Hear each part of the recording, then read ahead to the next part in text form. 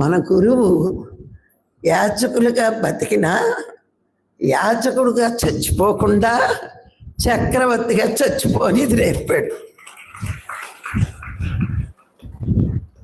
ఈ జ్ఞాన మార్కులు లేకపోతే ఇంకా బాగా అడుక్కునేవాడు.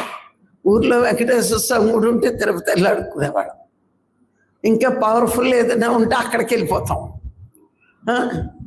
ఎంత బాగా అడుక్కున్నాం. కానీ ఇప్పుడు అర్థమవుతుంది, మనం దైవాలపై ఉండి అనంతమైన శక్తి మనలో ఉంచుకుని ఏది చేతకాని వాళ్ళలాగా మనం ఏం చేస్తున్నాం? ప్రతి రాయి ఒక కొండ నుంచి బండరాయిని తెచ్చి ఈ మనిషే శిల్పం కింద చెక్కి మళ్ళీ ఈ మనిషే నువ్వు దైవం అంటావు. ఎంత చిత్రమైన పని కదా. ఆలోచిస్తే ఎన్ని చిత్రాలు చేశాము. అంతే కదా, మానవుడే దైవాన్ని తయారు చేశాడు. ఎవరు తయారు చేశారు విగ్రహాలన్నీ? మానవుడే తయారు చేశాడు. తయారు చేసి మళ్ళా ఆడే ఏం చేస్తున్నాడు అంటే మోసపుచ్చుకున్నాడు.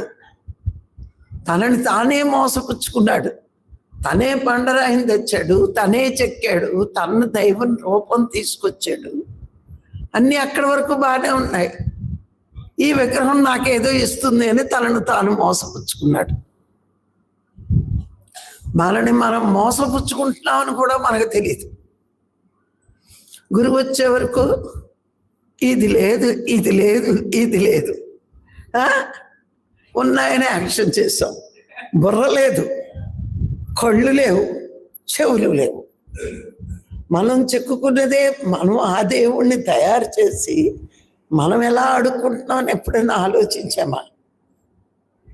ఎంత అజ్ఞానంగా బతికేమో చూడండి. మనం ముందు బతుకు మనం నెమరు వేసుకుంటే ఎంత అజ్ఞానం అంటే పశువు కంటే హీనం అనమాట. దానికి ఎక్కదు తలకి, దానికి భాష రాదు.